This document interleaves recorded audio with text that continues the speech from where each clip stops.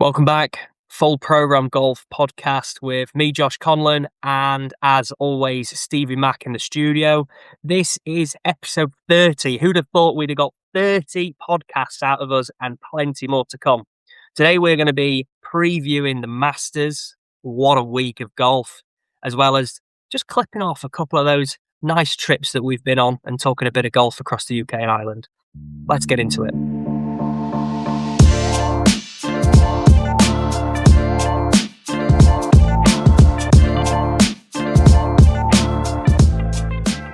Stevie, how you doing? Joshua, my dear friend, how are you, good sir?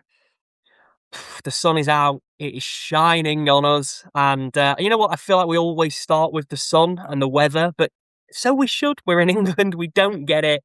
I'm feeling good. The sun is out. How are you?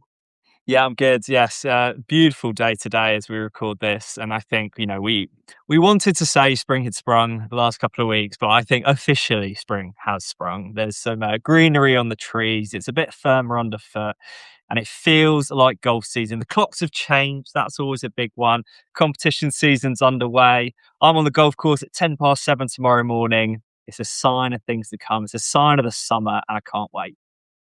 Yeah, I was able to clip off first comp of the year actually yesterday, and a post evening round, a post day, full day, evening round of golf. First one of the year feels great. I will say, and I have to say, to bring it back to the resolutions that we made at the start of the year, it was the first club throw of the year. We got to the 8th, we got to the 7th of April, and I actually went whole hog. I cobbed the 50-degree wedge, quite a good distance. Took a bit of a branch out, and then this is Sparta the bag. You know, when he full on boot right into the middle of the bag and just sent that one going. So I gave it some good beans, to be honest. We've got it out of the system. We start again. It's like Alcoholics Anonymous. How many days sober have you been? I'm back to this as day one. Hi, I'm Josh. I am a club thrower, and great to meet you all. This is day one of my journey once again. Oh well, look, okay, lots to unpack there. Let's settle into this one. So, first of all, I'm disappointed in you. I'm disappointed in myself, but I've got to bring it out. You got to April, but it was your first real, your first competition round of the year. So if you could argue the first really meaningful competition round, and the club's gone. So restart, come back better, stronger. I believe in you a little bit. What hole did the throw happen on? I just want to experience the potential build up pre-throw. Yeah.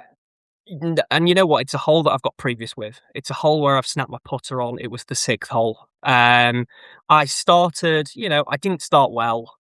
I didn't hit many good shots.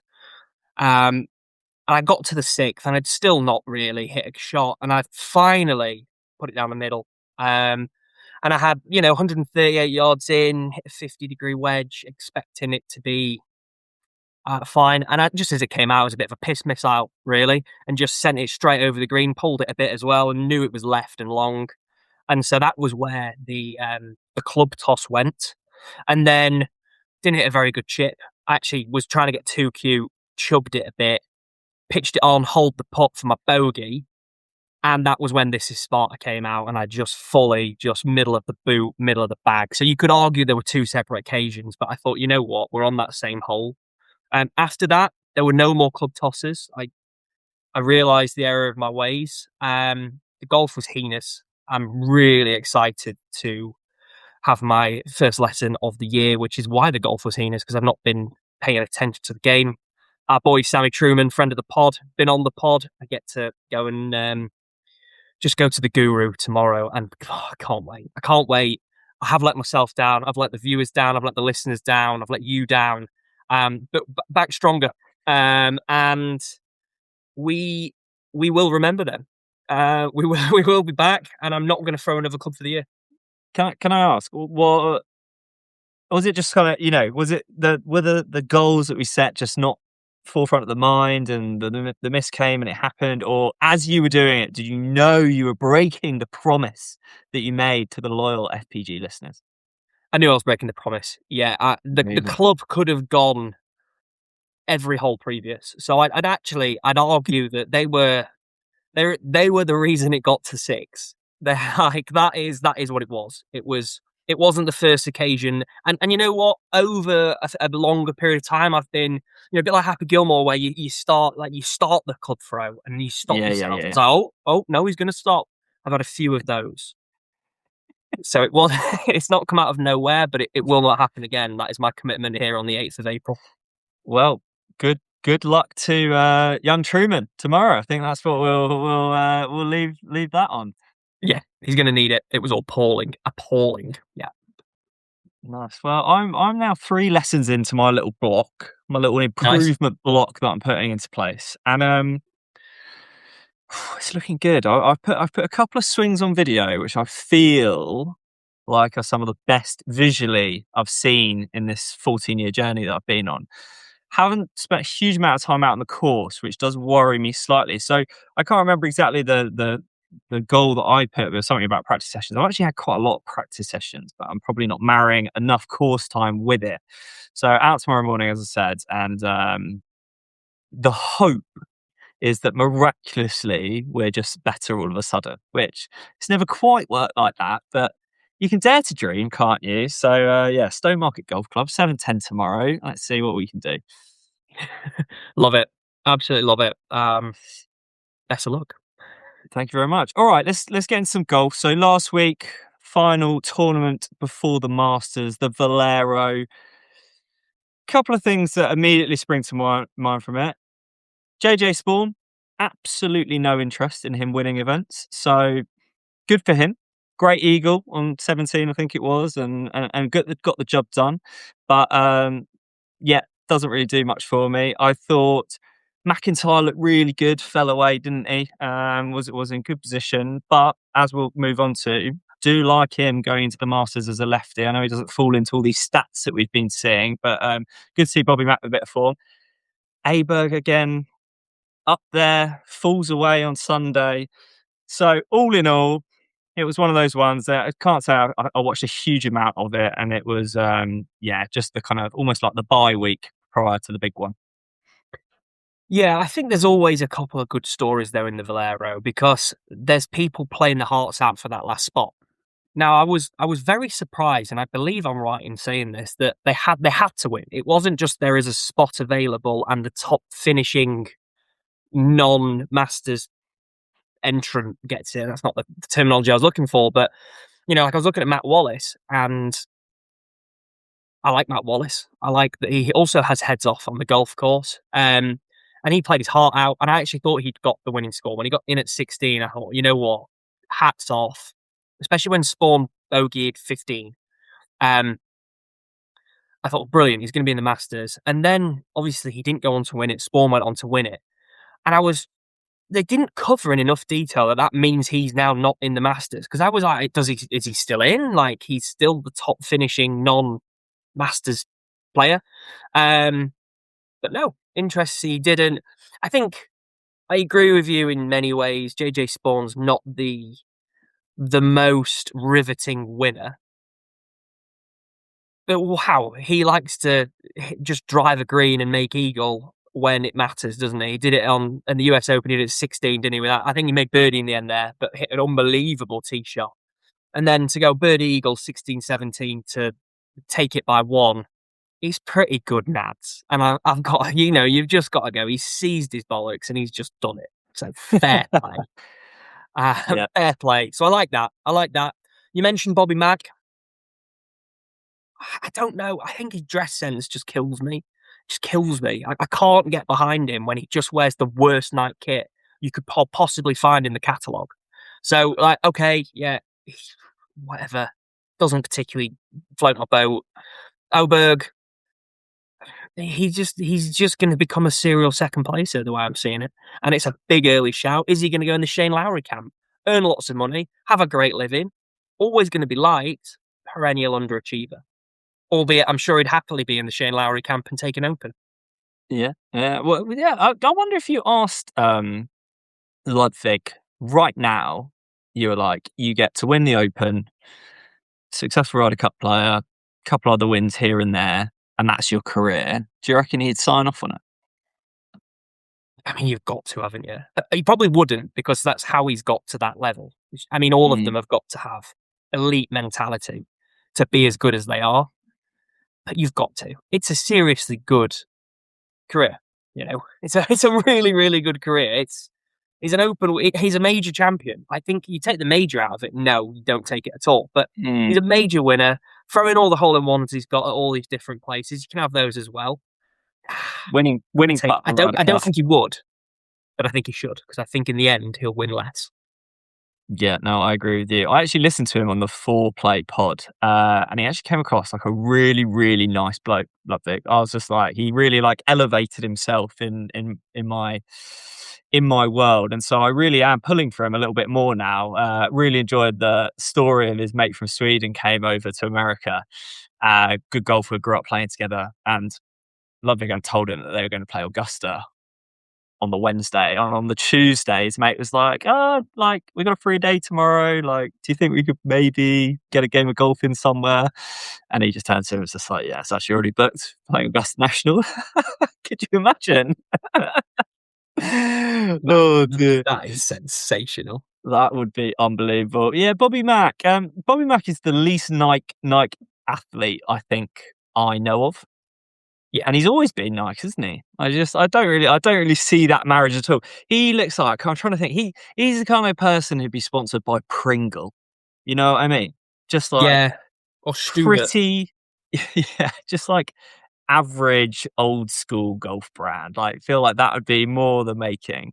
But as I said, and I think we can segue quite quickly into. I know listeners will probably be listening to this either during or post Masters, but it's the Wednesday here for us, so we're gonna have a little dabble before it all kicks off. I've kind of been ignoring the left-handed success at Augusta and not really paying attention. You know, we've thrown loads of names out. We've had lots of stats being fed our way in the last couple of weeks, but when you think of the lefties in the field, I think it would be silly to ignore them as a collective completely. Keen for your thoughts. And the history suggests that they're going to be right in the mixer, aren't they? Mickelson, Weir, Bubba, all don't. Bobby Mack not won it, but he's finished top 10, certainly top 15, because I know he finished high enough to get an invite back a few years ago when he was not quite as high as he obviously is now. Um, how do I think they'll get on? Off the top of my head, Bobby's the highest ranked left-hander. There's no Philly Mick in the field. 16-1, Bobby Mack is. I think that Is he is. that sure? If anyone is taking him at 16-1, give your head a wobble. Like you're a joke of a better. Like it's an appalling bet at 16-1. You've got Tommy Fleetwood 16-1. He's a different caliber of golfer, and even that at 16 is probably not that much. And it depends on what your sums are, right? I mean, if you're spending big money, then crack on. But Have probably you like got the run of the odds? mill gambler. Have you got the odds in front of you there? I do, yeah. What's just far off some, top couple, then maybe just a couple of interesting names of note. I'd love to. So as expected, favourite is Scotty Scheffler, 9-2. Mhm.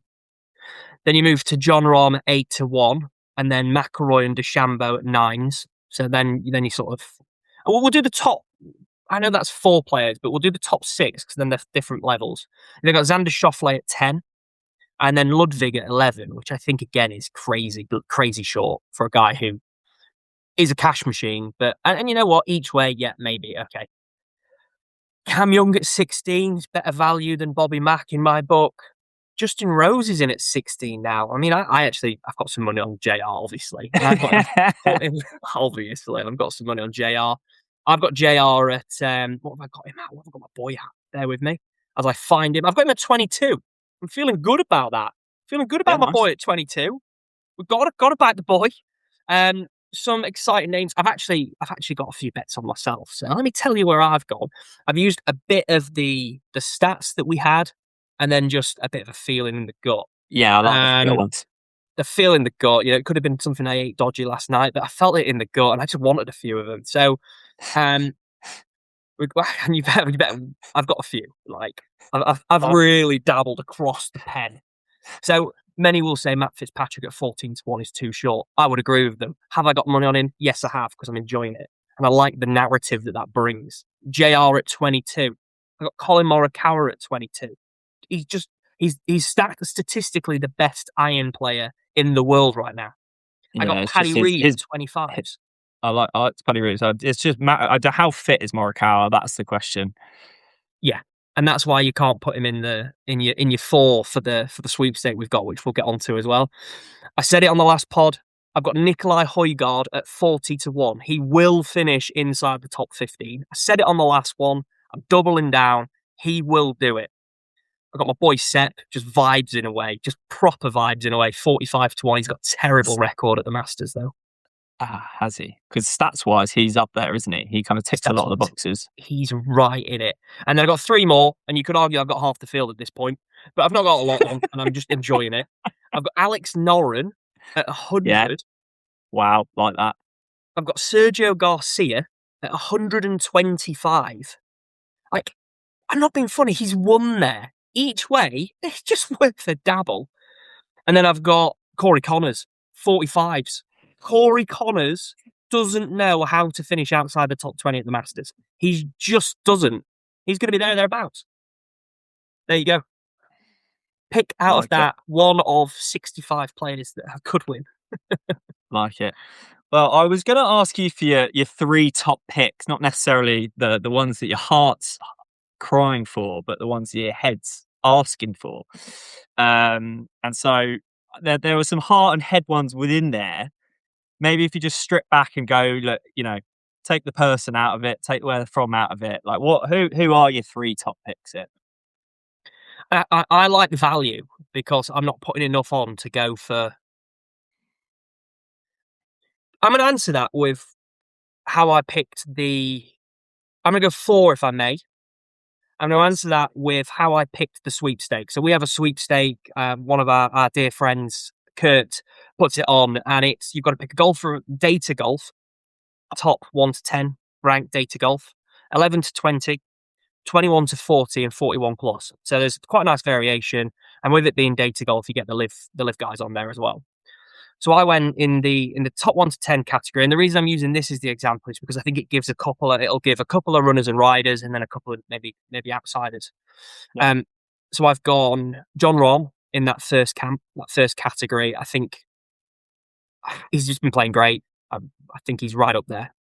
I've gone Bryson in the second camp because again, I feel like that's almost a joker. He should be in the top 10. If he's not, it's a bit of a bonus to be able to nibble him alongside Rom.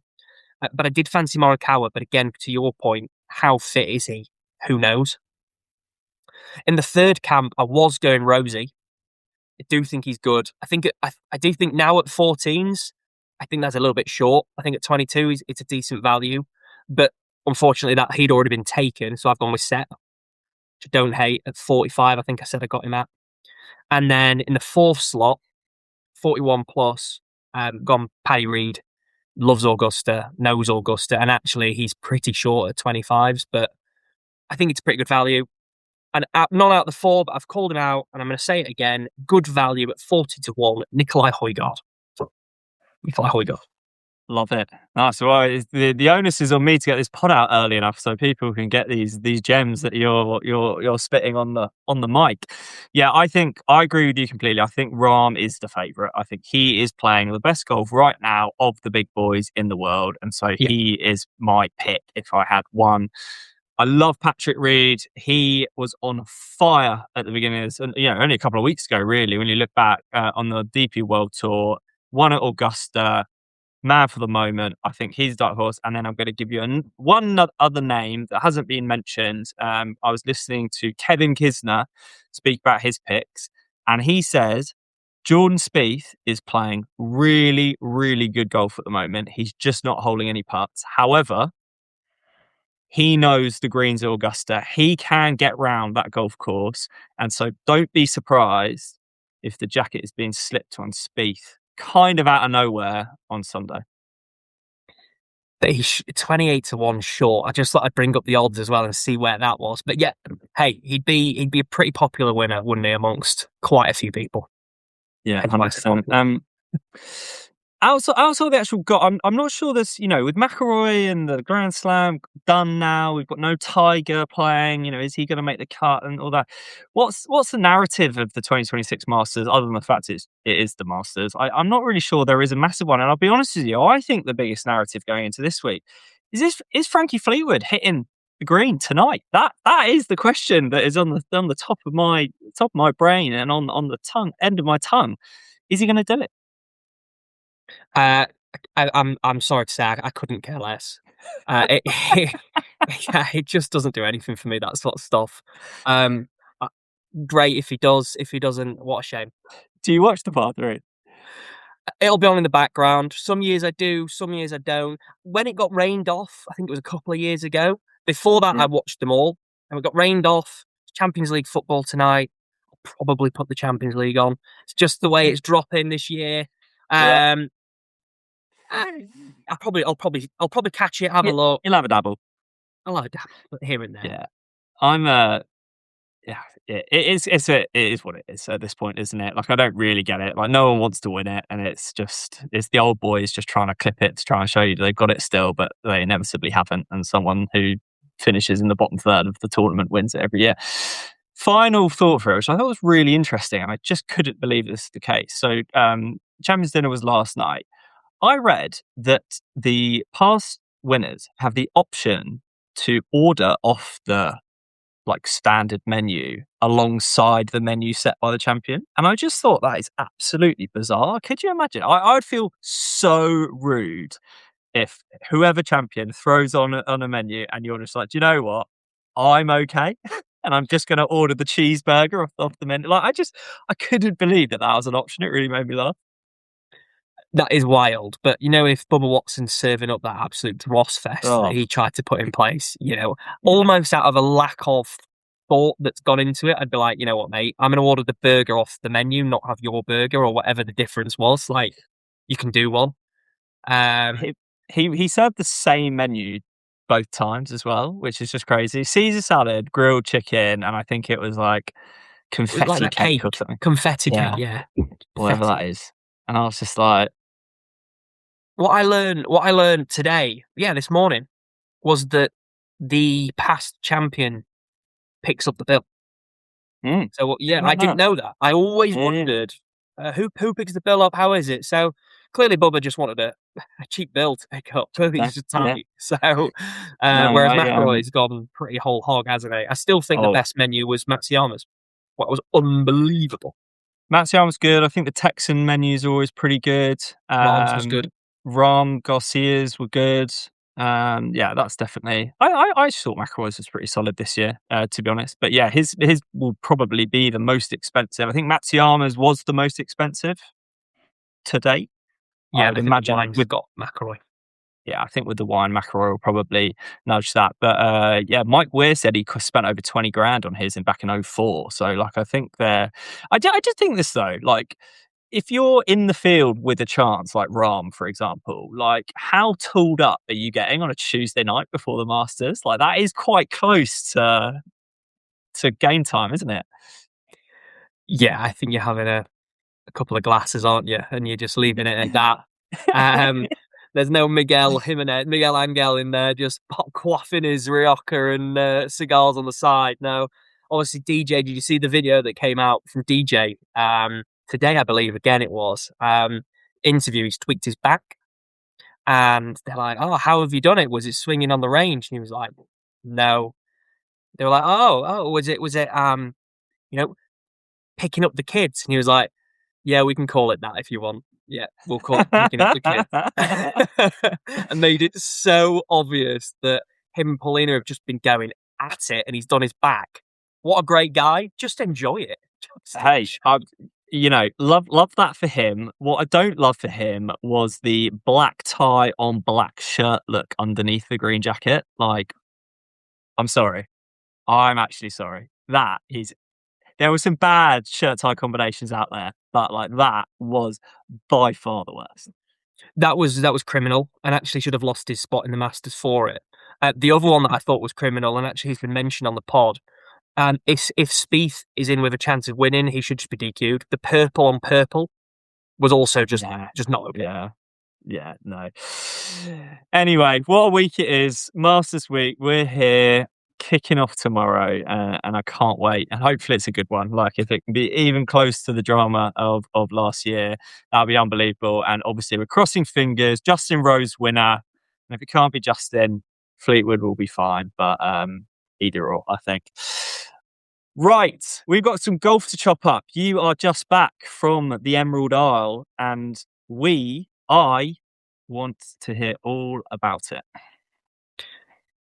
Yes, and got to start by saying, as you know, a lot of listeners will know, the golf is just sensational. It really, really is. The hospitality that accompanies the golf, um, is also phenomenal. The Irish hospitality, as good as ever. Really fantastic.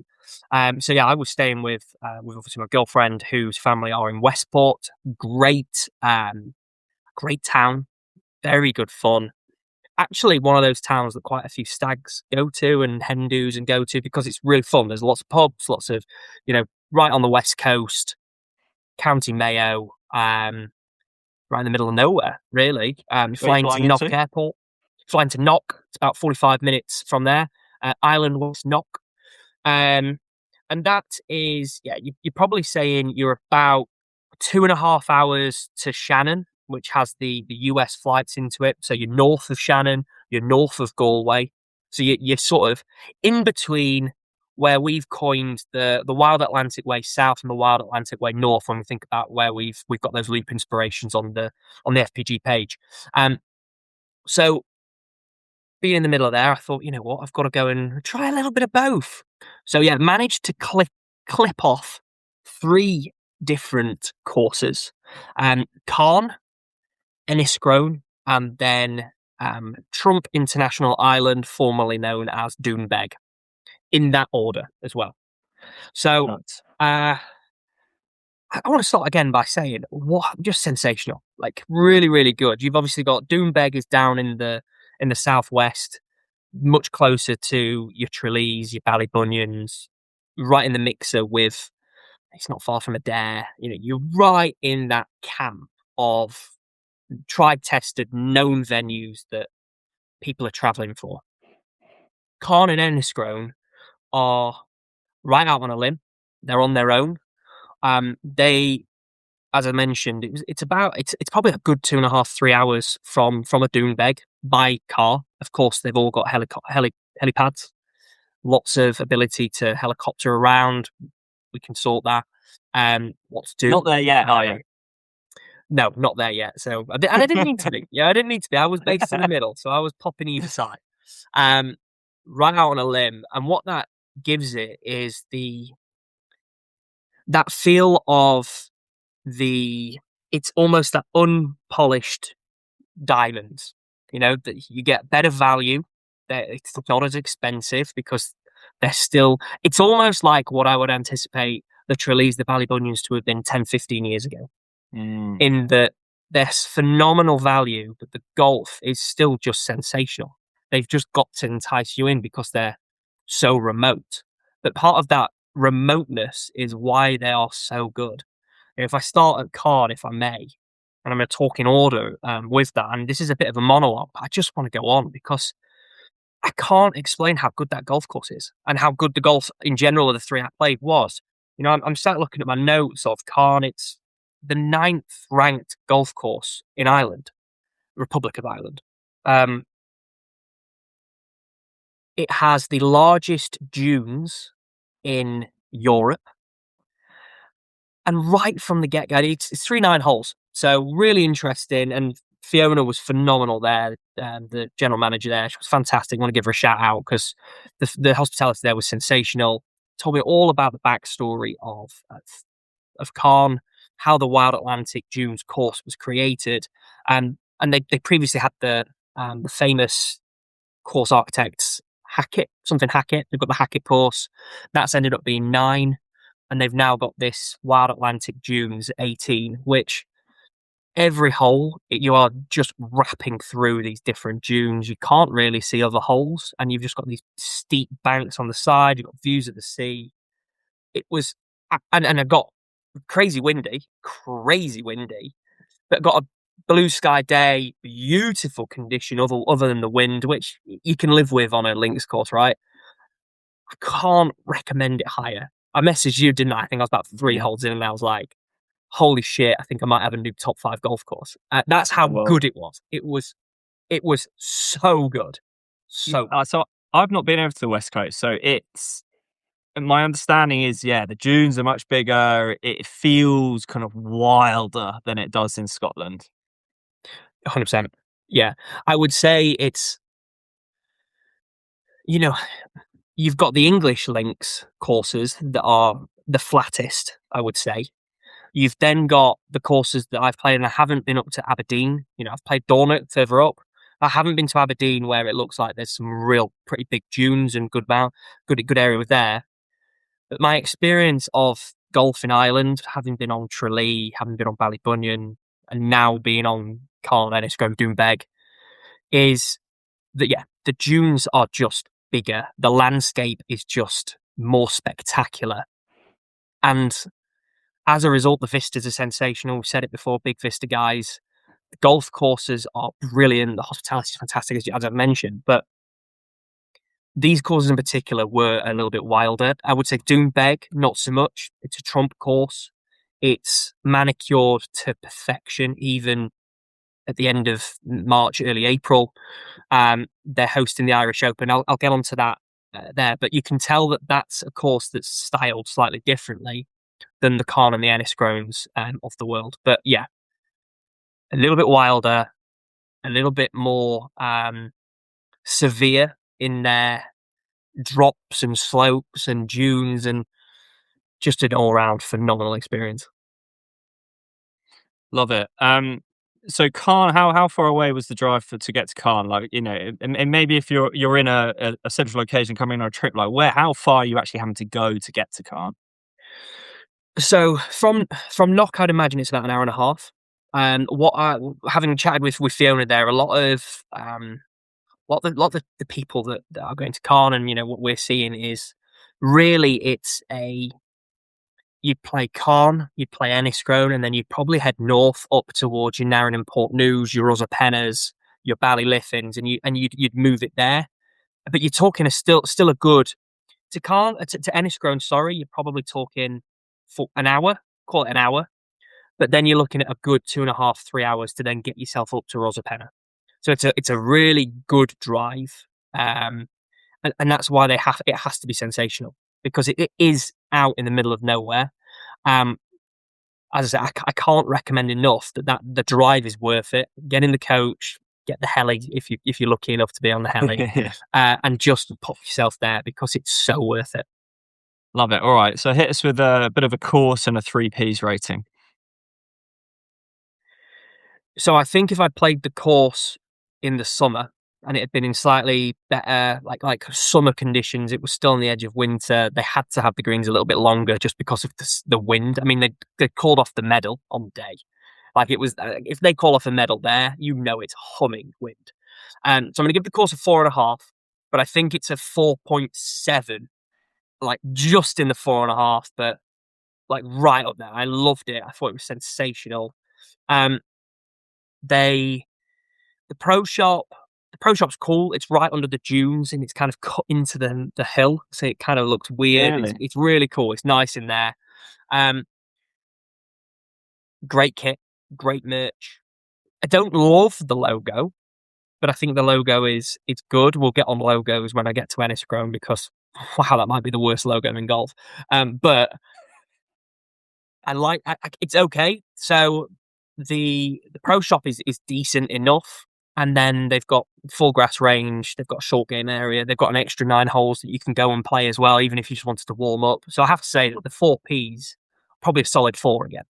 So you're talking a really highly ranked place. Hospitality is sensational. The patio, they've got both indoor and outdoor benches that overlook the 18th, the 13th, and the 1st, and indeed the Well, first of the other nine. So you can just see loads, and you can then have dunes, and then it's like fairway cut between the dunes again. It's a really impressive setup. It really is nice. The bar stays open as long as there's people in it.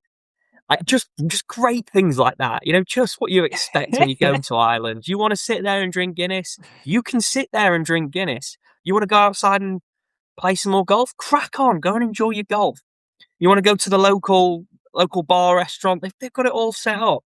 It's just a great place, and I loved it. I thought it was brilliant. amazing. That made me smile. We've got a group out in South Africa at the moment, and they were staying in a relatively small kind of boutique hotel in George, and they ended up paying a fortune to the hotel, being like, "Here's some money. Keep the bar open until we go to bed." None of that in Ireland. It just happens. Yeah, they're happy to just keep taking the money. Amazing. All right. Well, so, I mean, Cannes now firmly on my list. Like, you definitely sold me the dream. You sent me some pictures and definitely rolled me up about that. So that was your opening gambit. Really strong start by the sounds of it. Yeah. So let's roll into your second course. Yeah, so then I moved to Enniscrone, and again, want to give Keith a shout out. Great bloke, really welcoming again. The whole team there were lovely, and you get a nice little goodie bag. That was one. When you go to, we went to the Ailsa, and we got the nice goodie bag of the course planner and a little memento, and got that at Enniscrone, which was lovely. And you got a little bag tag that's like where it is in Ireland, like really nice, really good. Mm. Um, I've got to start on the logo because I've got to start with the bad stuff, and then I just want to rave about it again because it's sensational. But the logo is the worst logo in golf. I said might be, it just is. It's horrific. It is a rainbow over a piece of land. It's Oh, Go and look at it. Please go and I've look at actually, it. Check it out. I'm sure it will be on the front of the video. It's it's heinous. It's heinous, and everyone will look at it. And I have absolutely oh no, I'm loving looking at it nothing. now. Yeah, have a look. It's appalling. That I is I awful. don't mind here and there, but for me, it's great. It looks like a rainbow flag, like an LGBTQ plus sort of thing. Absolutely fine as what you're doing as a movement. Doesn't need to be a golf club logo. It's just quite an odd thing to have. I think so. I think it's appalling as a logo. You think about minimalist designs that you want. And It's giving clip art. it really is. It's appalling. And actually, as a result, they had some nice kit in the shop that is just ruined by this clip art on your left chest. You just like, I can't go near that stuff. So they gave you a nice bag, but it's got the logo on it. I'm like, well, I don't really want the bag, thanks. It's not nice. Anyway, enough about that. Moving on to the course. Go on. Sorry, I just because we just posted out about logos the other day on Instagram. I was trying to think about it, and like I think America is way further ahead of the UK in terms of having good logos. Now, is part of that because a lot of the clubs are newer, and so they come at it with a slightly more refreshing point of view, and they get a designer in and they get it done and they do it properly and they understand the value of having a good logo. Maybe some of these golf clubs have just been sat on these logos for 150 years, and so they don't want to update them because it's part of the history. And so, if that is the case, I suppose I'm not going to let them off, but I at least can understand to a certain point of view, like what hand they've been dealt here. So, it'd be interesting to know what the backstory is. Yeah, like if it is a rubbish logo, but like, has it always been this rubbish logo? And so would be changing it just for commercial gain be actually not really in the spirit? So I actually, because of how bad it was, I had to say to Keith, I was like, what is with your logo? Like, thanks for having me, but what on earth are you doing? Like, it's that bad. And to be fair to him, he just went, yeah, been trying to change that for a while. It's just been here forever.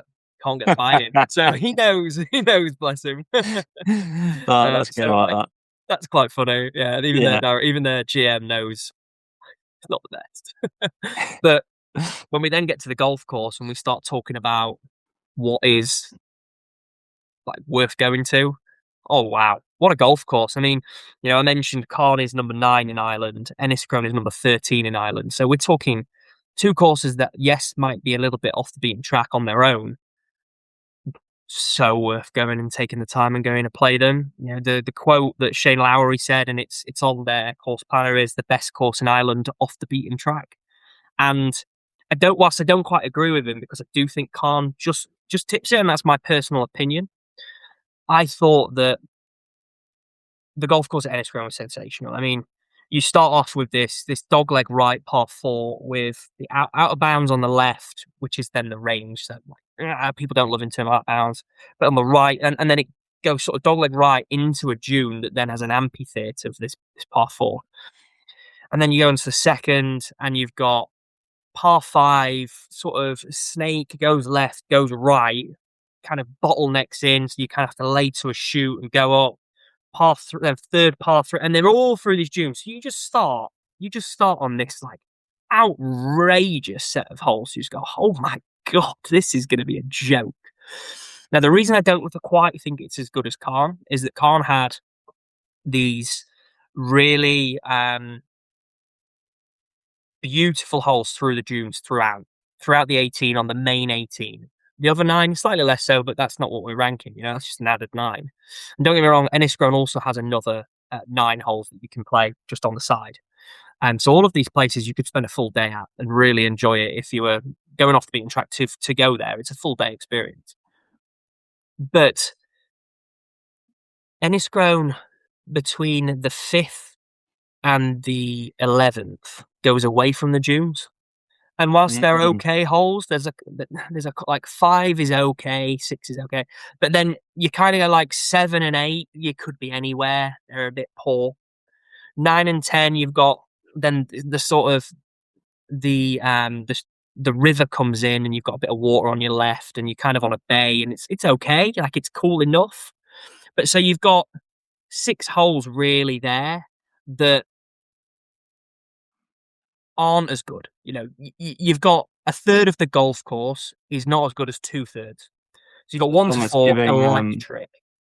giving like Wallacey vibes almost, where you got Exactly. Yeah, very similar to that. You've got, albeit there's more in the dunes at Enniscrone, and the dunes are bigger.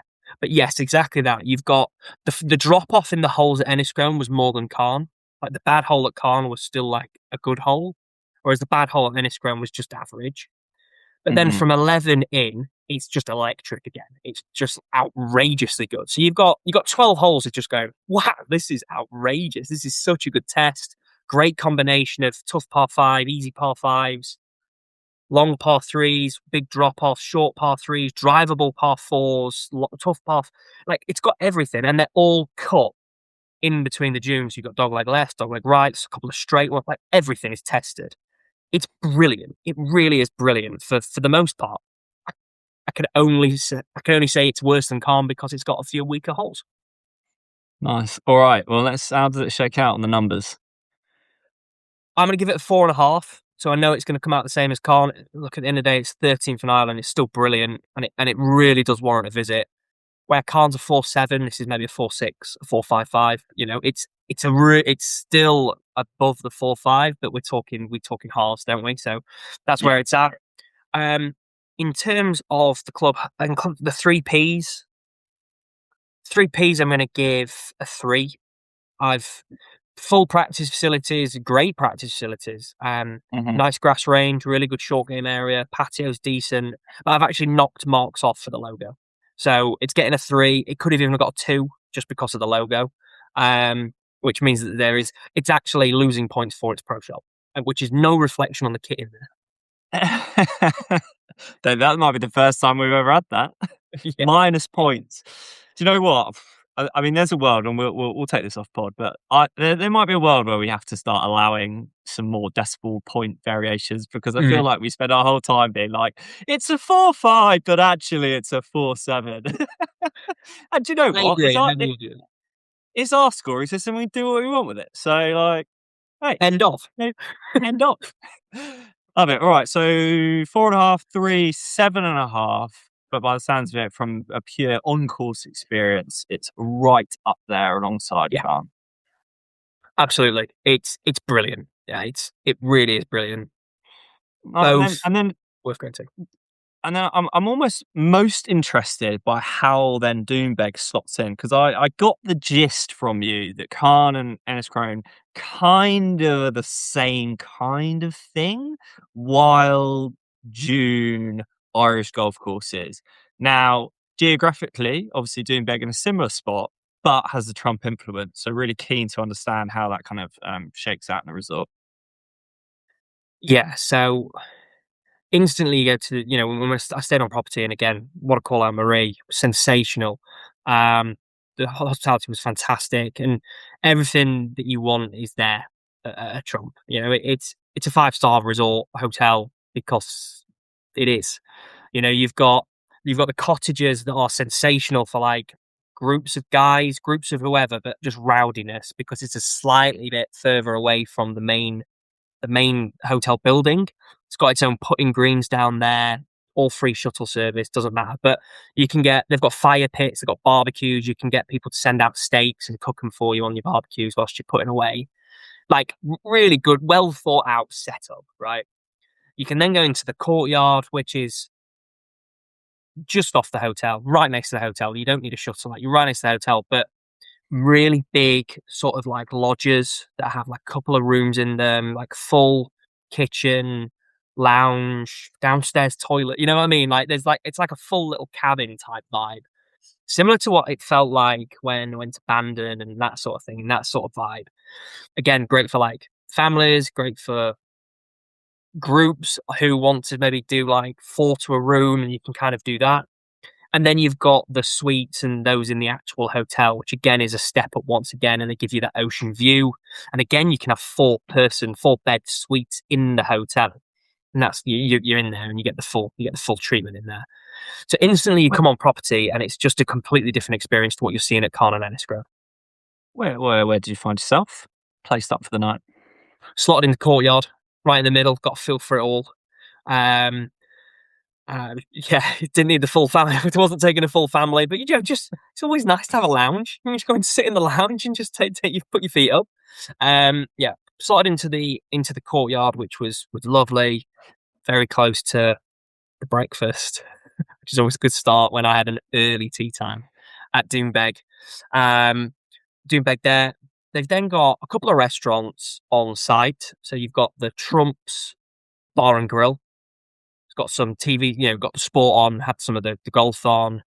I was there Thursday night, Friday night, so we had the golf on, watched some of that. They had some of the rugby on, they had then some of the Gaelic football on. So I always, all loads of that, and typical sort of bar food, really nice, good stuff. And then they've got the Ocean View restaurant, which is sort of their like fine dining. For the menu was small. Well, I wasn't that impressed by that menu, to be fair, and which ended up not eating there. Um, that was just a bit of feedback for them. But beautiful restaurant, really nice, and that's where the breakfast is, which was like all served to you, very very good. Great like bar in between as well. That's right in the hub of the hotel itself. Overlooks the 18th green. You can kind of see the first tee, but right in there, fires are on. TV again if you want. A little bit of quiet, bit of dim, beautiful. What was the pricing like? Because I know Turnberry, like it was solid. Like Turnberry had you, and you were just settling in for what it was. Like was it kind of similar kind of vibe there? I actually thought it was really reasonable. Really I thought it nice. was really reasonable, and they also have a free of charge shuttle service that takes you into Doonbeg town or village. And you just call behind any of the bars in Doonbeg, and they'll come and pick you up. They've got a relationship with all the bars in Doonbeg. That's how small a place the little village Amazing. is, which is just fantastic, right? And the hospitality, the stories go that they've found people 3 a.m. that they've been picking up from bars and this and that, and they've got the tea times the next day. If you're staying on property, they look after you, and you really feel that Amazing. there, which is great. So, yeah, what was a varying experience was like you're staying on property, the helicopter travel people. They have a fueling station at Doonbeg. It's a real hub of being able to then get out and go and play golf elsewhere. And they're really keen to do that and be able to host people, and they do it really well as a result. Nice. All right. Let's get onto this golf course then. Really interested to hear about it. So as a golf course, it's number 10 in Ireland. So it slots right in behind Cairn, a few ahead of Enniscrone. They've made a lot of changes. So, um, 1 and 18 have been completely changed. In the first used to be right outside the clubhouse, and you could literally sit in the trumps bar, watch people tee off, and just give people dogs abuse if you wanted to. And then 18 sort of wrapped around right up the sea and went right up the side of the clubhouse. Due to erosion, and then also because there's a crossing on 1 and 18, they've changed that so that now 1 is going to be further over towards the sea, kicking it off, and then 18 is going to be now a par 5 that starts further back and comes right up to the front of trumps. So instead of seeing a tee shot, you're going to see people finishing in the patio will all look onto the end of 18, which still works nicely. Um, as a result of that, though, 1 was shortened and 18 was out of play, so they had a substitute extra 10th. So still played 18, but missed the 18th hole. It doesn't open until the middle of May. Now they've done this because of the erosion, and they've also done it, as I said, because they always, when the Trump family bought the place, they had always wanted to ensure that you didn't cross walkways. So you to get to the 18th, you have to cross the first. Essentially, was what was happening, and they didn't want that. And now that they've got the Amgen Irish Open in September, they're doing Mm. all of these works over this winter so that it beds in and it's ready to go. But it shows the scale of what they can do there, in that they've literally picked up dunes, pulled them across, and created 2 fairways with dunes up the middle. It's really quite cool. Well, when we had Josh Simpson Ginger Golf on, he said that when they built the new course at Aberdeen, they were bringing in refrigerated grass. So, like, budget is off the charts here, and so yeah, it doesn't surprise me that they can do what sounds like quite a big task quite quickly.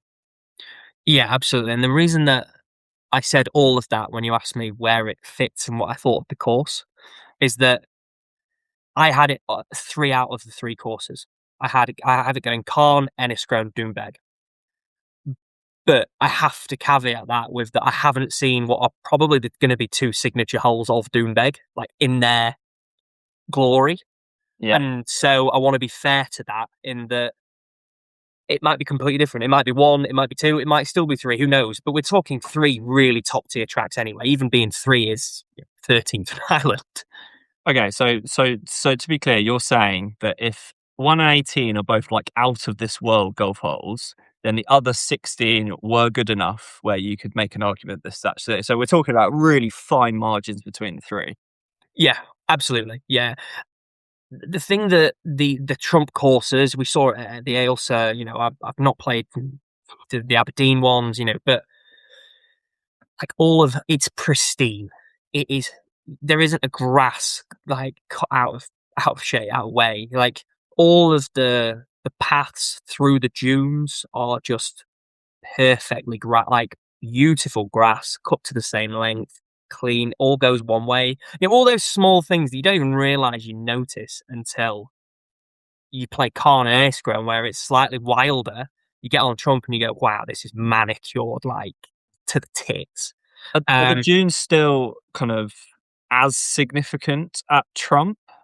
Like I feel like you've quite clearly been like, Khan had these massive dunes and that felt quite consistent. Enniscrone was like dunes for 2/3, but then maybe came out of them ever so slightly. What was for the 16 holes, maybe like what was the vibe for Doonbeck? yeah, it's a great question. Yes, there's plenty. There are dunes. I feel like they're mainly to the left of you, and you play a few holes through them. And don't get me wrong, there's a couple of holes like the sixth. It felt a bit like Bandon in that you're on the side of the beach, but like high up. So the beach is down below you. I mean, we're talking like you could jump and you do yourself some damage. Um, but then your dunes on the right, and you kind of cut in between the beach and the dunes. So you're kind of like left of it. There's a par 3, 14th, I believe it is. I played it as 15, but it's 14 normally, which is like this downhill, dunes behind it, some really quite big ones again behind you and around you, down towards the beach and the sea that you can see. I would say it's there are dunes, but they are less in play, and the holes are more cut slightly away from them and in smaller pockets with like a little bit of water here and there. Don't get me wrong, there's probably 6 or 7 that impact the holes, and they're right up into the dunes and up by the coast. But yeah, again, we're talking 6 or 7 as opposed to 12, as opposed to 18. So like Nice. that's why it's less prevalent in that golf course. All right, here's the score. Now, obviously, as you mentioned, a bit of a caveat here. First and 18th out of play. So yeah, pinch of salt, but where we at? I'm gonna give it. I'm gonna give it a 4.5. I am, but again, if we're doing the micro weight ratings, it's a 4.3 with those holes out of play because I think it slightly changed the 10th, which is a great par five, like right into the corner. Didn't see all of that. You kind of play a couple of holes, so I'll give it a 4.3, so it gets into the 4.5 category. As I say, with those 2 holes in play, I think it goes significantly higher. You know, rather than it being a shortened one and no 18, and you kind of get a random 10 elsewhere. I'm going to give it a 4.5, but much lower rated 4.5 than the other two at this present moment, just because of they're doing changes and that's how it is. It's still sensational. I think then the 3Ps, you've got again full grass range, short game area. The pro shop is massive. The logo is again, I don't love it. It's like the D with Doonbeg and Yeah, I got a was going lovely to ask cap. you what I was going to ask you what the logo situation is there. So Turnberry obviously had the Trump coat of arms with Trump Turnberry as one logo, and then the lighthouse as a second logo. Is it similar? I'm looking now. So Yeah, it's the flag with the D and the Doonbeg, and then I assume they have a Trump version as well. Is that and right? You've got the Trump coat of arms as well on some of the bits. Yeah, exactly. Exactly the same as what Turnberry was. It's got the logo that it had before it got taken over, and then it has the Trump stuff. Um, Loads of kit, big big shop, nice enough. Don't think it's the best logo again. Patio's good. It's a good patio. Be keen to see what it looks like when it's all finished, because I think there's loads of space for them to put tables and chairs out on what was the old first tee, and sort of create an amphitheatre. I think what they're planning to do for the Irish Open is have a big amphitheatre around the back of 18 and up one. So I think seeing that would be really cool. I appreciate that's not a patio, but I think that will get them thinking about what things could be. I think the patio Mhm. at the moment is it's not quite there. They're changing where 18 is, so they're moving all that around. So I'm gonna give it I'm gonna give it a 3.5 for the 3Ps, and that's not including then the beautiful hotel and all of that. But I think it's just in a little bit of a obviously it's redoing its course, and I think if I went this time next year, it would be much higher. And I'm really excited to see it in what will be all of its glory in the Irish Open later in the year.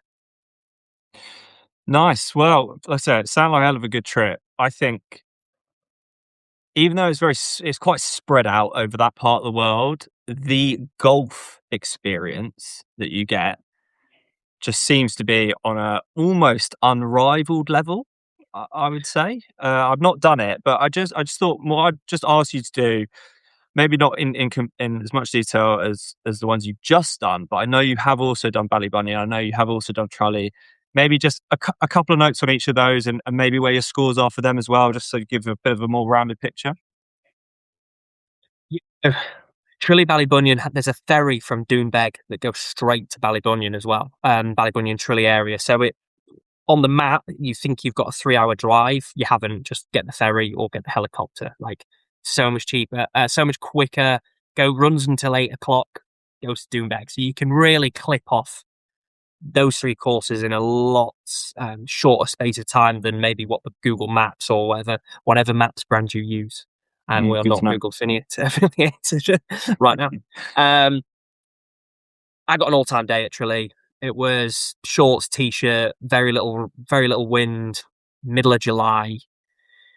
For me, Tralee is in the top 5 courses I've ever played. I think the closest course that's come to that is Cairn in its styling. I think Tralee and Cairn are very similar in having these really pronounced dunes. Obviously, Cairn's got the biggest in Europe. But I just saw it on a much windier day, was togged up, a little bit colder than, and I played it on my own. You got to remember, there's those subjective elements of played on my own. I've gone out in a one ball, cracked on. Whereas round Tralee, you've got a bit of a 2v2 match going, and the sun's out, and then a few drinks afterwards, and all that sort of vibe. So I think I've got Tralee at a 5. I've got Tralee at like a 4, like a 4-6. Like, sorry, what am I talking about? Like a 4-8, a 5. I've got it at a 5. Yeah, nice. It's in my top 5. It might even be more than that. I think it's brilliant. Again, had a great day, played nicely on it. But I think it's very similar to a Cairn, and it's very similar to a Cairn and Enniscrone in its styling. Yep, Very pronounced nice. dunes, very beautiful. And then Ballybunion architecturally, I mean, it's top 100 in the world golf course. Like, that's a fact. I have it as a 5 again, but I've got it at like a 4.75. Like, it's just in its 5 for me. Yeah, Um, nice. I loved it. I thought it was brilliant.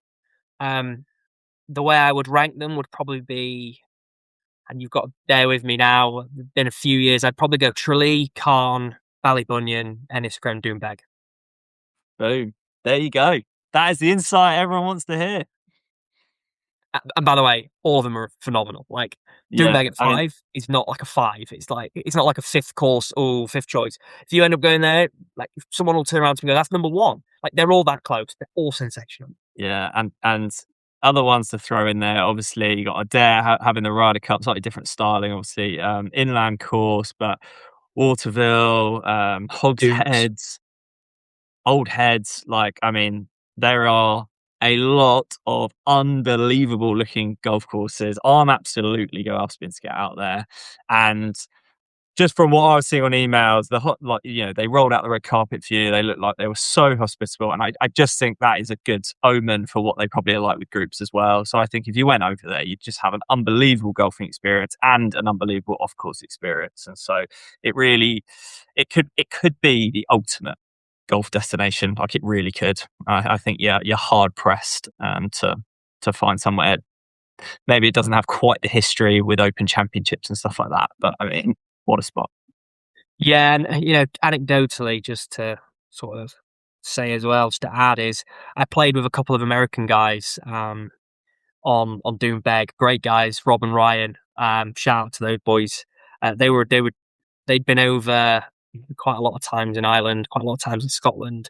Rob had played 48 of the top 100 in the world. I was like, wow, that's really good going. Um, and their words were, "I don't know why you'd all come to the States when you've got all of this golfing phenomenal, like, golfing land here." And I was like, "Yeah, it's fair. It's fair. Everything that's a little bit further away just looks a little bit shinier. So you just want to always just try something that you've not got to play." But it was a really interesting take, and they were saying that you can't beat links golf in Scotland, Ireland. They've a bit of Southport, but Scotland, Ireland was what we were talking about mainly because of the landscapes that we talked about. So I just thought that was a nice tidbit to add in there, that we all like to find shiny things from afar, but actually we don't realize how good we've got it at home. Yeah, no, it's a nice point. And do you know what?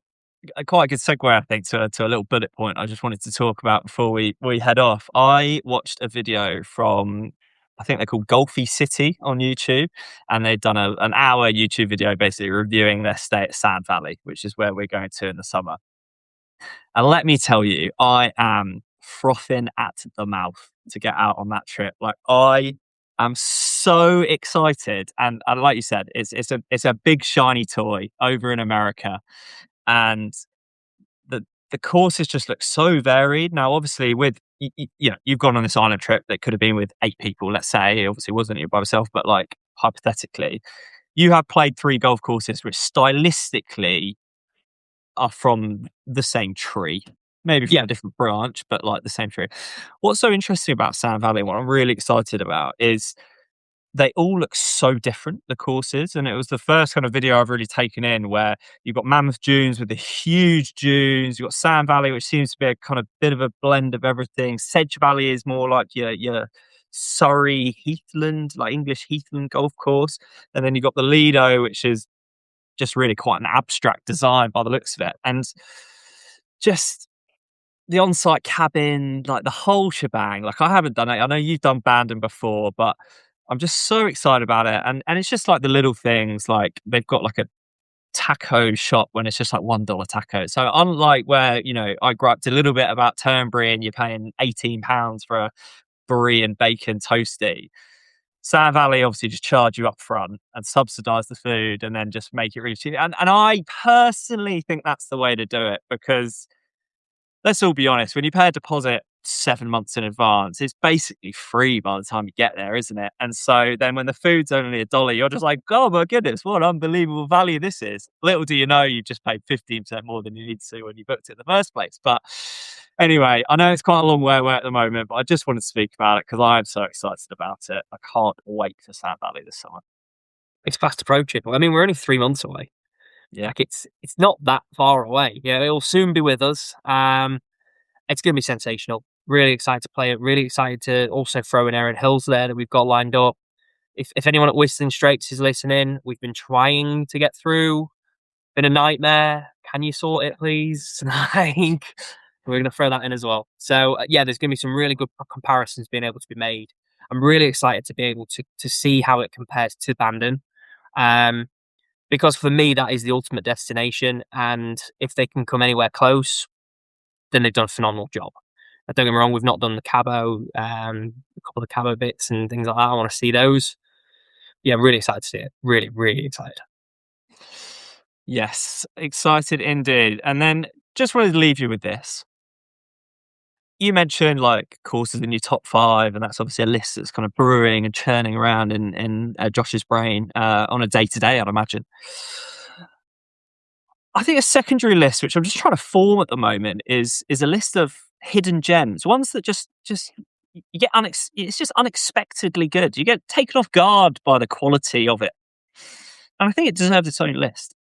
And let me tell you, when you were off in Ireland, I went and played a golf course, which was not on any radar whatsoever. However, I got the invite, and of course I said yes. Yeah. Headed down to Knole Park in Sevenoaks last week, which I believe is about 77th in England. So it's a ranked golf course on one of these lists out there. Worth going and nibbling on. Had no expectations whatsoever going down to this golf course. And let me tell you, Knole Park is unbelievable. It cost 75 quid on a weekday in April. And I just had an absolutely sensational time.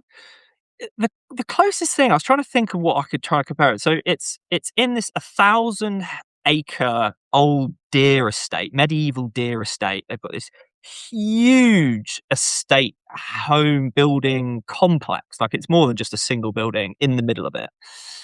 And so, yeah, vast amounts of land. They could have 4 golf courses there, but they've got routing for 1. Get there, full range. You could hit 2 drivers and not make the end of the range. Maybe you couldn't, but I certainly could.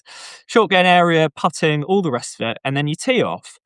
And the course just like rolls so beautifully through really actually quite like dramatic land for Kent, which, inland Kent, you're not really expecting it to be that crazy. And you just got loads of kind of half pipe tunnels that you're shooting through for par 4s, scoreable, fun.